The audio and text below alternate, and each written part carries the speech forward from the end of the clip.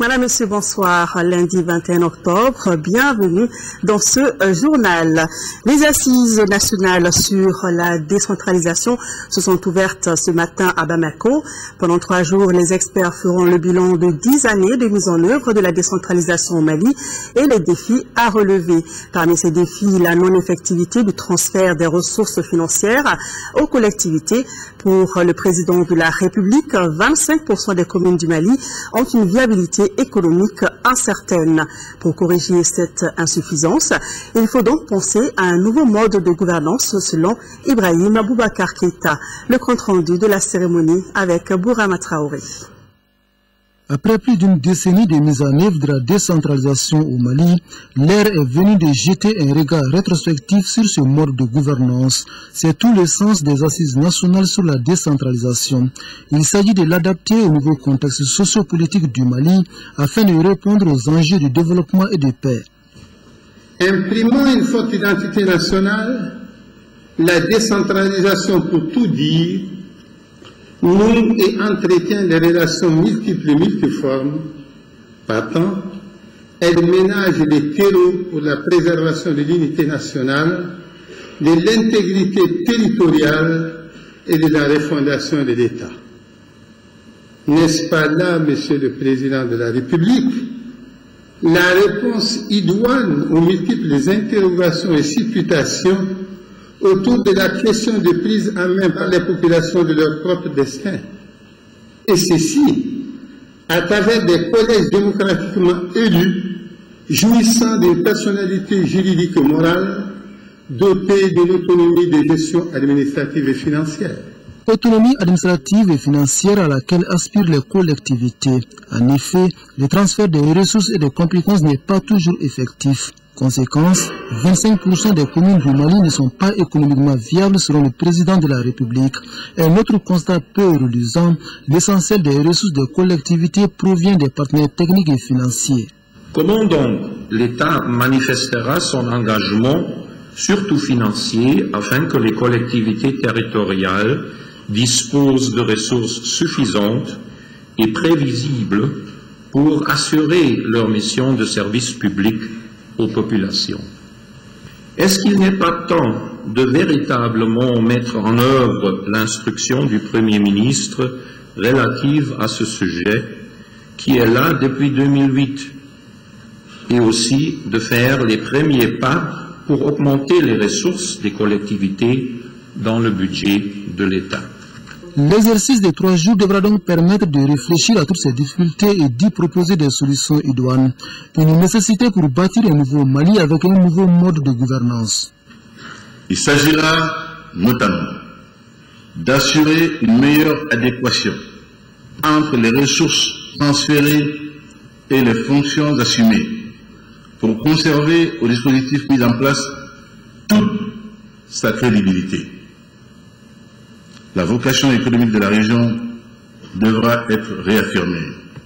Elle doit servir de point nodal pour accélérer le développement.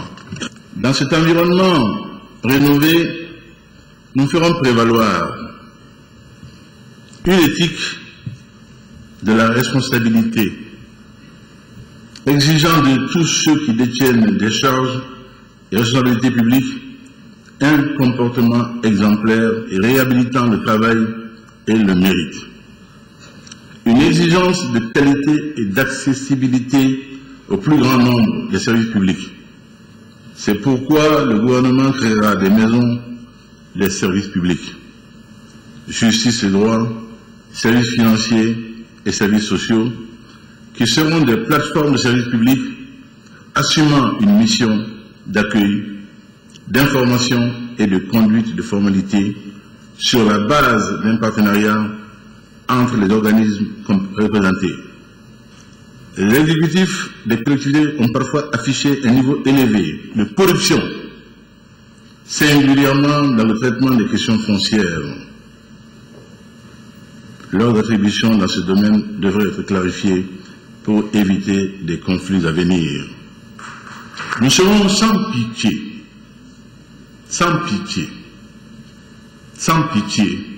pour ce domaine foncier. Que chacun se le tienne pour dit. Que chacun se le tienne pour dit. Et de poursuivre que les insuffisances constatées ne peuvent pas occulter les acquis. Pour le président Ibrahim Boubacar Keïta, le processus de décentralisation a enregistré des progrès notables dans les domaines tels l'éducation, la santé, l'eau potable et les équipements marchands. Seul bémol, la participation citoyenne reste un défi à relever. La participation active de tous les citoyens à travers le renforcement des institutions démocratiques afin qu'émergent des communautés épanouies dans la nation. La promotion de l'égalité des chances à travers des politiques publiques de santé et d'éducation qui, corrigeant véritablement les inégalités de dotation initiale, offrent à chacun la possibilité de réaliser son potentiel par le travail. Enfin, il nous faut apporter des réponses définitives aux frustrations qui alimente l'irrédentisme de nos frères Touaregs. Une part essentielle des propositions qui permettront de réconcilier les communautés qui forment la nation malienne gît dans un approfondissement de la décentralisation des pouvoirs publics. De ces assises de 3 jours devront sortir des orientations claires sur lesquelles l'État peut s'engager pour mieux conduire la politique nationale de décentralisation. Et vous pourrez suivre après ce journal le premier numéro du journal spécial sur les états généraux de la décentralisation. Dans cette édition, vous aurez l'intégralité du discours prononcé par le président de la République. Le journal spécial, une présentation de Amadou Sankaré et toute son équipe. Série d'audience cet après-midi à Koulouba. Le chef de l'État, Ibrahim Boubacar Keïta, a successivement reçu le vice-président du Conseil général de France, le directeur de recherche du Centre national de recherche scientifique de France et le secrétaire général du parti Istiklal du Maroc. Ce dernier a parlé de la coopération entre son parti et l'UMRDA du Mali. Quant aux 2 autres personnalités qui sont arrivées à Koulouba, elles ont abordé les questions de paix et de décentralisation. Le compte-rendu des audiences avec Adama Kodjo. Charles Jocelyn, ancien ministre français de la coopération, membre honoraire du Parlement et vice-président du Conseil général de son pays, est la première personnalité reçue par le président de la République Ibrahim Boubacar Keïta. Monsieur Jocelyn est arrivé à Koulouba pour témoigner de son amitié au chef de l'État. Occasion pour le vice-président du Conseil général de France de saluer la tenue des États généraux de la décentralisation au Mali. Nous avons évidemment parlé de la situation au Mali, de cette étape importante qu'il veut faire franchir à la décentralisation. Et je suis, et je le lui ai dit d'ailleurs, moi-même mobilisé pour que la coopération décentralisée vienne en appui de cette décentralisation du Mali. Je veux dire que les communes françaises qui ont des partenariats avec le Mali vont évidemment accompagner aussi cette étape. Nous avons bien sûr parlé aussi de la situation dans le Nord. Il m'a dit qu'il était très mobilisé, bien entendu, pour faire en sorte que les frères du Nord retrouvent une paix totale. Mais il m'a dit aussi qu'il était conscient que cette relation avec le Nord passait aussi par des investissements, notamment des infrastructures, de façon aussi à faciliter le lien entre le Nord et le Sud. André Bourgeot, le directeur des recherches émérite du Centre national des recherches de France, CNRS, est la 2e personnalité à qui le président de la République a accordé une audience au centre des échanges, le forum civique tenu samedi dernier à Bamako et la création d'une chaîne universitaire sahélo-saharienne dans notre pays. J'ai présenté une conférence à partir d'une approche historique sur les rébellions Touareg depuis celle de 1916 jusqu'à celle plus récente de 2011, 2012 et 2013. Je trouve que c'est très intéressant dans la mesure où il y a eu un débat de fond qui a duré d'ailleurs assez longtemps, donc ça veut dire aussi que l'auditoire avait envie de parler de ce genre de problème qui leur tient à cœur, et j'ai trouvé que l'échange, en tout cas de point de vue, était particulièrement chaleureux et positif. Avec le secrétaire général du parti Istiklal, les échanges ont porté sur les relations entre cette formation politique et l'UMRDA, Union malienne du Rassemblement démocratique africain Faso-Djigui. Nous partageons ensemble des valeurs de tolérance et nous partageons ensemble une vision de prospérité, de progrès pour nos deux pays. Le Mali a traversé bien sûr une situation très difficile. Le Maroc a été l'un des pays qui avait participé, qui avait œuvré au niveau international pour que la stabilité, la démocratie et la paix soient rétablies au Mali. M. Chabat a réaffirmé l'engagement de son pays pour le retour définitif de la paix au Mali. Je vous l'annonçais dans les titres, le Premier ministre Oumar Tatamli était ce matin à Tombouctou où il a lancé la campagne de retour à l'école, une campagne initiée par le gouvernement et l'UNICEF pour faciliter la reprise des cours, une occasion mise à profit par le chef du gouvernement pour remettre les kits scolaires aux élèves de la cité. ORTM Tombouctou, Adama Djimdi. Il était 9h07 quand l'avion transportant le Premier ministre Oumar Tatamli s'est immobilisé à l'aéroport de Tombouctou. Premier acte, entretien avec le collectif des imams de Tombouctou. À l'école Badou, le PM a eu droit à une leçon modèle axée sur la culture de la paix. Les enfants de Tombouctou ont mis à profit le lancement de cette campagne de retour à l'école pour lancer un appel à la face du monde. Nous prenons l'engagement de travailler inlassablement afin de rattraper le temps perdu. Nous sommes des enfants dont les voix sont souvent ignorées. Il est temps qu'on nous écoute. Cette visite du Premier ministre en présence des hautes personnalités de l'UNICEF, de l'UNESCO, du PAM et de la Banque mondiale a été bénéfique à plus d'un titre. Des kits scolaires et des kits enseignants ont été offerts aux responsables des écoles.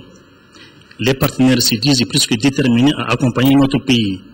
Je réitère enfin l'engagement de l'UNICEF à appuyer le gouvernement du Mali en vue de prendre les décisions adéquates pour un meilleur fonctionnement du système d'éducation gravement touché.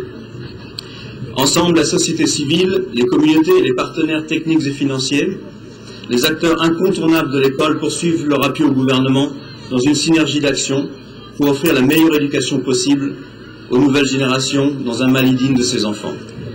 Permettez-moi enfin d'exprimer à nouveau ma profonde gratitude à tous les partenaires techniques et financiers, organisations non gouvernementales, qui nous ont accompagnés pendant toute la durée de l'occupation. Une mention toute particulière pour l'UNICEF, qui nous a appuyés pendant toute la crise. Dans le cadre du cluster éducation, elle a mobilisé l'ensemble des partenaires, soutenu les missions du département de l'éducation dans les différents camps de réfugiés au Burkina Faso, au Niger, en Mauritanie, à Gao et à Tombouctou. Elle a permis à nos écoles de fonctionner en les équipant en mobilier scolaire, en tentes, en fournitures scolaires et en matériel didactique, faisant preuve d'une innovation financière qui ont permis de maintenir les canaux d'une assistance sans laquelle l'école n'aurait pas pu être maintenue dans ces régions. Sur cet appel, je déclare lancer la campagne Retour à l'école pour l'ensemble des enfants du Mali.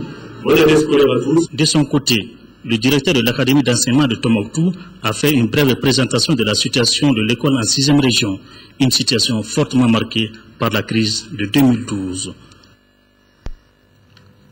Ajoutons que le Premier ministre, après avoir lancé la campagne de retour à l'école, est allé visiter le camp militaire et quelques infrastructures comme l'Institut Ahmed Baba. Sur place, le chef du gouvernement a rassuré des dispositions sont en cours pour améliorer les conditions de travail. Le récit de cette visite de Oumar Tatamli dans nos éditions de demain. Retour à Bamako, allant sur la rive droite, où le groupe scolaire de Falaguet Sokoran vient de lancer sa campagne Retour des enfants à l'école. Les responsables de l'établissement ont profité de la cérémonie pour faire le point de l'école dans le district de Bamako. Nando Dameli.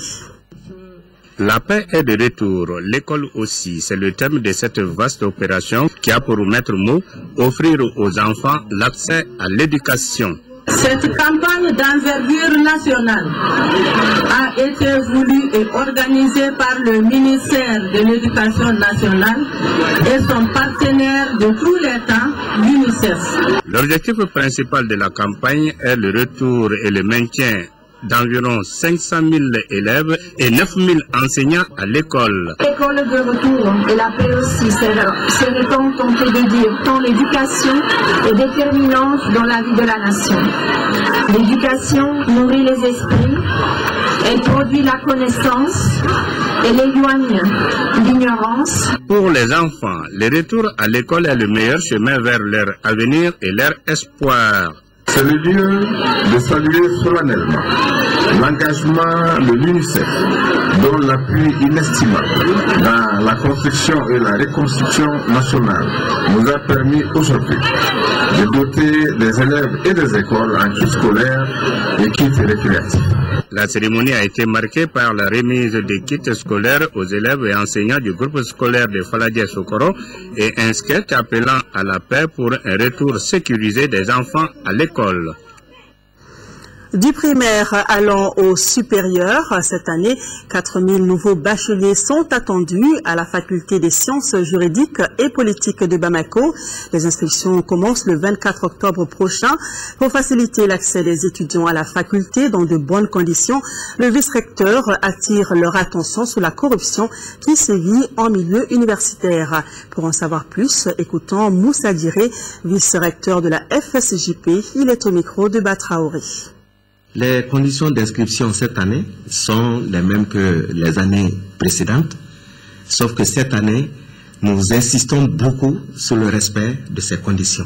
L'inscription est obligatoire, elle est personnelle, elle est individuelle. Et nous tenons à lancer un appel aux nouveaux bacheliers,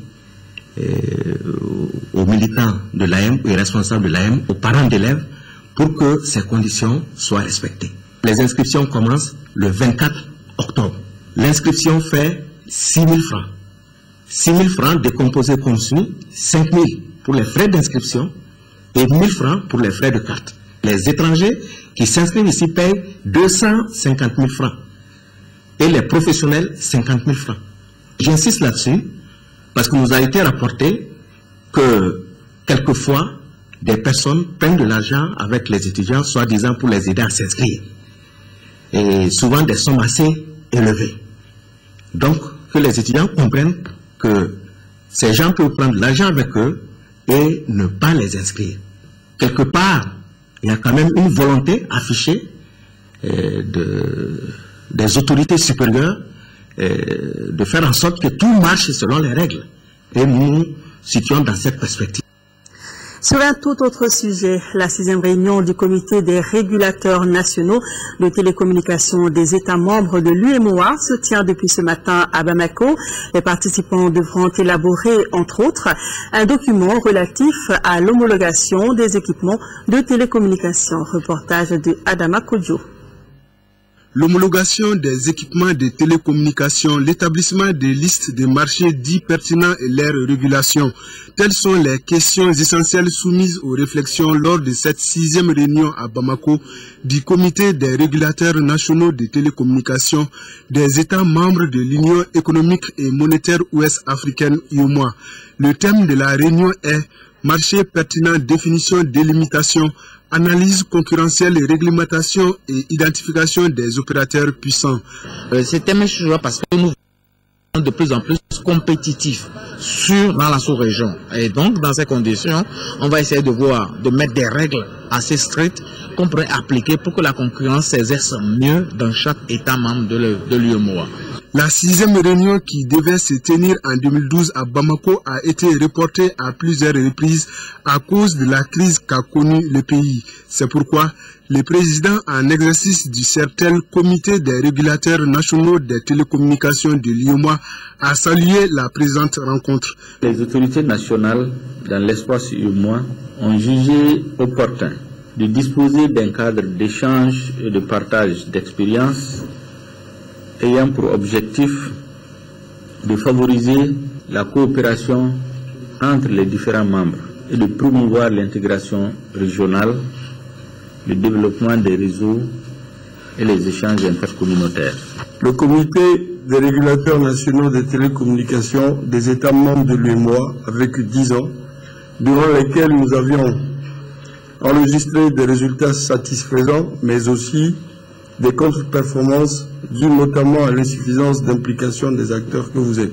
De cette tribune, j'invite tous les régulateurs ici présents à faire preuve, individuellement et collectivement, à plus d'engagement et d'implication dans l'exécution de vos programmes. La rencontre de Bamako s'inscrit dans le cadre des travaux préparatoires de la réunion des experts et des ministres en charge des télécommunications dans la zone UEMOA prévue dans les prochains jours. Le pèlerinage de 2013 a pris fin. Hier soir, le ministre en charge des affaires religieuses et du culte a accueilli les premiers pèlerins de l'agence malienne de voyage et de services Al-Omra de retour à Bamako. Ils se disent tous satisfaits d'avoir accompli le 5e pilier de l'islam, à savoir la pureté de l'âme. Alpha Mega était à l'arrivée. Sans reportage. Nous sommes sur la piste de l'aéroport de Bamako-Sénou. À 19h04 se mobilise cet avion Boeing 767. Je suis très bien arrivé. Il s'agit là des premiers pèlerins de l'agence malienne de voyage et de services Al-Omra, qui foulent ainsi le sol malien. Au total, ils sont 270 pèlerins. Vraiment, ça s'est bien passé. Et on a fait un bon hajj. Ça va, tout va bien. Le hajj, il y a toujours des difficultés, mais l'essentiel, c'est de bien faire... commencer le Hajj et bien terminer. Les El-Hajj et Hajja sont accueillis par les autorités, parmi lesquelles le ministre en charge des affaires religieuses et du culte, pour qui le pèlerinage, c'est la pureté de l'âme. C'est du plaisir et du bonheur, parce que ces hommes et femmes qui y retournent, c'est la pureté de l'âme avec laquelle ils retournent. À la recherche de la foi, à la recherche de la lumière et de la pureté spirituelle, la souffrance devient le sel. Mais ces pèlerins, à tous les niveaux, ont toujours porté le message du Mali avec fierté et dignité. D'autres pèlerins sont attendus dans les heures qui suivent.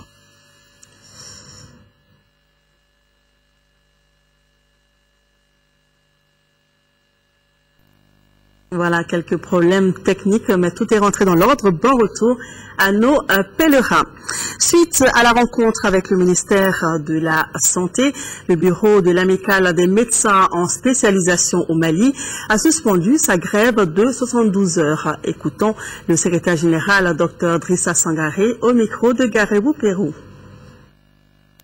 Suite à la rencontre avec le ministre de la Santé et de l'Hygiène publique, suite à la rencontre avec la commission santé de l'Assemblée nationale, suite à la rencontre conjointe avec les représentants des encadreurs des CS et le syndicat national de la santé, de l'action sociale et de la promotion de la famille, le bureau de l'amicale des médecins en spécialisation au Mali décide de la suspension de la grève de 112 heures qui a débuté ce lundi 21 octobre 2013.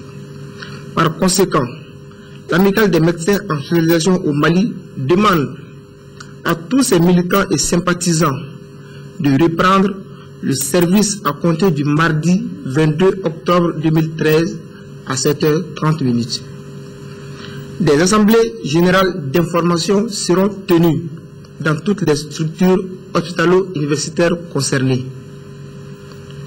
Le bureau remercie tous les militants et sympathisants pour leur grande mobilisation. Bamako, le 21 octobre 2013, pour le bureau de l'amicale des médecins en spécialisation, Dr Drissa Sangaré. Pour le syndicat national de la santé, Dr Lozeni Bengali. Pour les encadreurs des CS, professeur Ansel Konaté. En 5e région, le ministère du Travail, des Affaires sociales et humanitaires vient de mettre à la disposition des déplacés du Nord à Bamako, Koulikoro, Ségou et Mopti 2 bateaux qui peuvent accueillir 600 passagers. Un don qui s'inscrit dans le cadre du mois de la solidarité et de la lutte contre l'exclusion. Coût de l'opération, 250 millions de francs CFA. Mustapha Doumbia.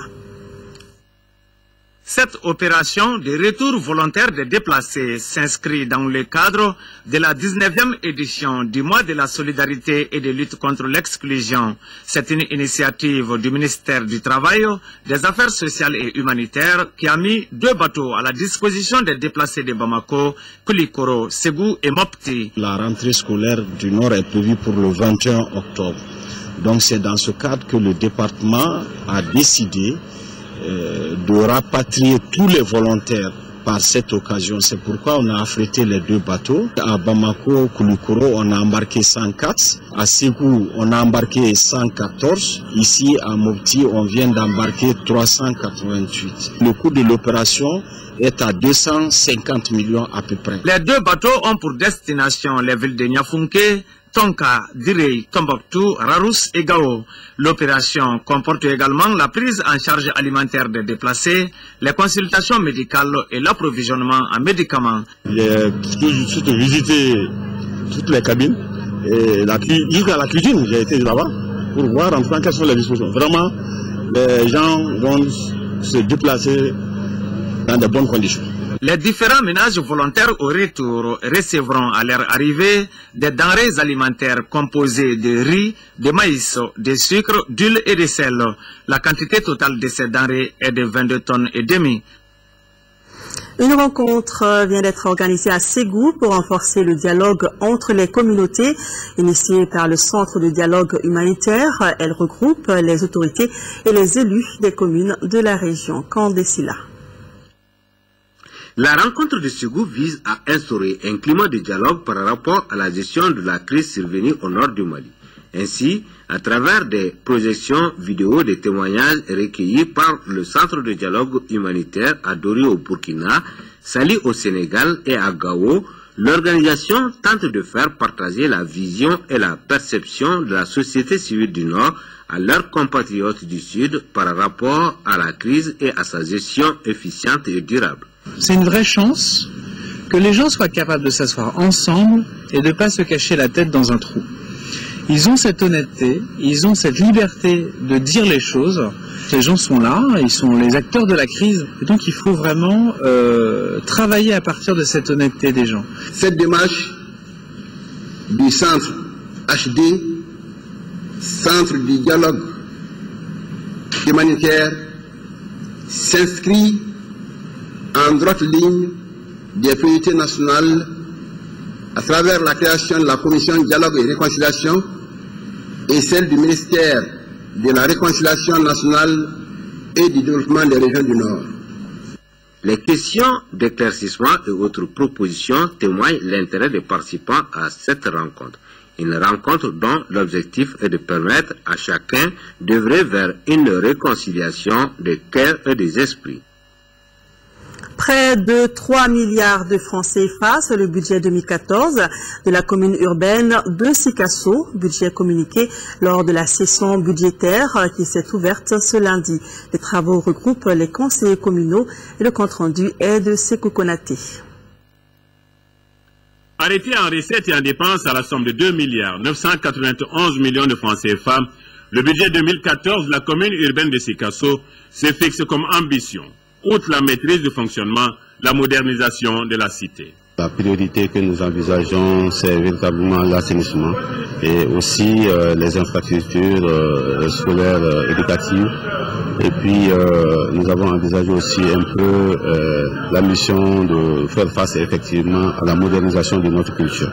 Des chantiers qui connaîtront une assistance substantielle des partenaires techniques et financiers. Parce que nous avons d'abord la Banque mondiale qui est là à travers le parcours de la coordination pour non seulement nous appuyer financièrement et nous appuyer techniquement par rapport à la méthodologie de mobilisation des ressources. Et plus, nous avons aussi l'ANICT qui est en fait l'État qui nous appuie effectivement dans certains cas et la CTB qui est réellement notre gros partenaire en matière d'assainissement. Et donc cet appui est véritablement à point nommé pour amener à sensibiliser les populations que s'il faut réellement solliciter l'appui des autres, il faut réellement que nous-mêmes nous fassions réellement ce que nous devons pouvoir faire. La balle est désormais dans le cas des populations qui doivent faire montre de plus de civisme afin de permettre au conseil communal de réaliser les attentes fortes en matière de modernisation de la cité du Kénédougou. Ici à Bamako, la 3e Assemblée générale des travailleurs de la région de Kidal s'est tenue ce matin à la Bourse du Travail. Réussir les conditions de retour à Kidal, élaborer un plan de carrière pour les travailleurs du Nord sont entre autres revendications des organisateurs. Compte rendu à Gali Ag Aguissa. Les travailleurs de la région de Kidal sont prêts à retourner dans leurs services respectifs. Ils restent cependant attachés à la satisfaction de certaines revendications déjà portées à la connaissance du gouvernement selon le secrétaire général. La sécurité de tous les travailleurs, de leurs familles et de leurs biens. L'octroi sans délai de nos prix de transport, ce qui a été donné aux gens de Gao et de Tombouctou. L'accélération du processus d'indemnisation, l'élaboration d'un plan de carrière pour les travailleurs du Nord en général et ceux de la région de Kidal en particulier. Ces revendications requièrent l'adhésion de l'Union nationale des travailleurs du Mali, INTM. Si nous avons des obligations, l'État a des devoirs vis-à-vis de nous. Le devoir de l'État, c'est de tenir ses engagements prêts. Premier engagement, quand tu utilises quelqu'un, tu le mets en sécurité et en quiétude sur son lieu de travail. Qu'ils prennent des dispositions pour nous sécuriser sur notre lieu de travail. Deuxième engagement, des dispositions ont été prises par le gouvernement malien pour ceux-là qui, obligés de quitter leur lieu de travail, veulent y retourner. 100 000 francs pour les frais de déplacement et 150 000 francs pour les frais d'installation. Que l'État s'acquitte aussi de cette obligation. Les agents socio-sanitaires et les enseignants sont les travailleurs sollicités actuellement par le gouverneur de Kidal qui avait déjà rencontré le bureau de l'INTM à propos de ce retour. Culture dans ce journal, la musique hindoue était à l'honneur samedi dernier à la pyramide du souvenir de Bamako. C'était à l'occasion de la soirée culturelle hindoue organisée par l'association malienne pour la promotion de la culture de l'Inde. La soirée riche en sons et en couleurs était présidée par le ministre de la Culture, Bruno Maïga. Et c'était en présence de notre reporter Fademba Keita. Ces danses chorégraphiques, chants, interprétations de films et prestations du groupe Yaranga tirent leur source des danses classiques et semi-classiques du Moyen-Orient en général et de l'Inde en particulier. Les différents rythmes sont imités par l'Association malienne pour la promotion de la culture hindoue. Nous organisons chaque année la soirée culturelle hindoue. C'est pour initier la jeunesse au pas de danse, au sketch, à l'interprétation des films de ce pays. C'est dans le cadre d'un brassage culturel et de manifestation d'amour pour les différentes fourrures de danse classique de l'Inde. Cette soirée culturelle hindoue, dira le ministre de tutelle, est un espace de brassage de culture et de renforcement des relations entre ce pays et le Mali. Non seulement encourager l'initiative, mais adresser nos vifs remerciements aux promoteurs de cette association qui s'intéresse à la culture hindoue au Mali et les assurer de notre accompagnement pour les projets futurs, les événements futurs qu'ils voudront bien mettre en place. Les pas de danse s'adressent aux filles, aux femmes et même aux hommes de toute morphologie. Ils apportent une meilleure condition physique, une perte de kilos assez rapide, une musculation plus ferme au niveau de l'abdomen, des cuisses et un soulagement pour les problèmes de dos. Voilà, donc de belles danses.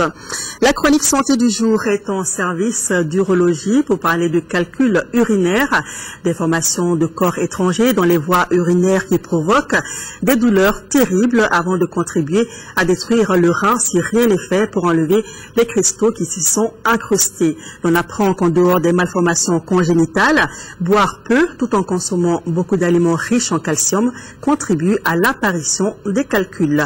Focus Santé, c'est une réalisation de Tessira Emmanuel Dambélé.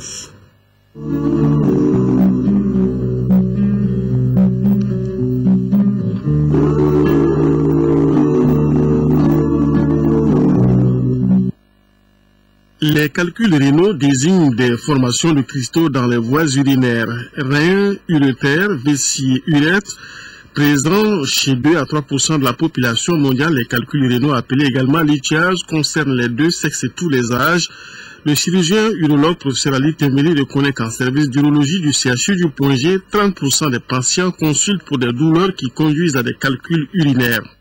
Le premier signe, c'est la douleur. Maintenant, où se trouve la douleur, à quel niveau? Au niveau du dos, ce qu'on appelle vulgairement au niveau du dos, mais nous appelons au niveau des fosses lombaires.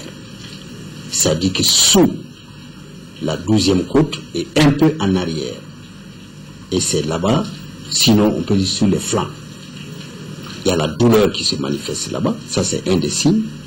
Le deuxième signe qu'il faut, c'est qu'il y a du sang dans les urines. Et ce sang, il peut être visible à l'œil nu ou pas. Après maintenant cette hématurie, il y a ce qu'on appelle la fièvre. Les lithiases résultent d'une sursaturation de la composition de l'urine pouvant donner des cristaux dont la taille peut varier de celle d'un grain de sable à celle d'une balle de golf. Mais l'alimentation et le climat chaud sont deux facteurs importants dans leur apparition. L'alimentation compte beaucoup parce qu'il y a les composants des différents aliments, donc des substances chimiques. Je rappelle ce qu'on dit, l'urine d'abord est composée d'eau, de substances chimiques et qui aboutit à une certaine concentration. Et le calcul au préalable, il est formé de cristaux. Et ces cristaux vont grossir avec le temps et pour se fixer à un endroit donné depuis le rein jusqu'à la sortie. Quand il y a une sursaturation des urines, il va y avoir une formation des cristaux des calculs. Et avec le temps, il va y avoir effectivement une augmentation de ce calcul, la taille de ce calcul, jusqu'à empêcher l'écoulement des urines.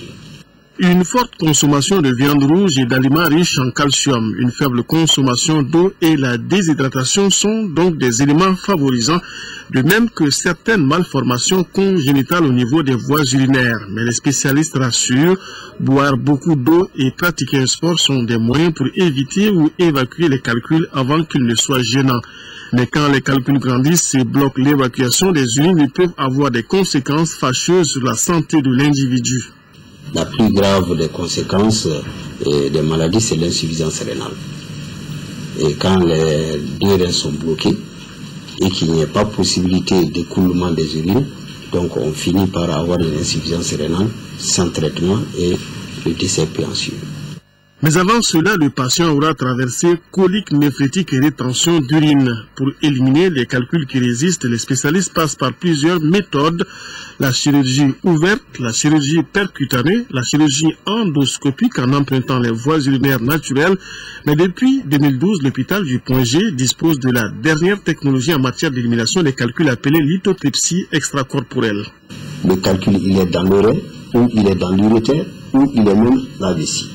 Le patient vient, une fois que le diagnostic est posé, nous partons l'installer sur la table sans anesthésie, sans piqûre, et avec nos repères, nous arrivons à casser le calcul par onde de choc. Et ces calculs sont en général, il ne faut pas qu'ils dépassent 1,5 cm de diamètre. Rien n'échappe à cette méthode, que le calcul soit visible à la radio ou non.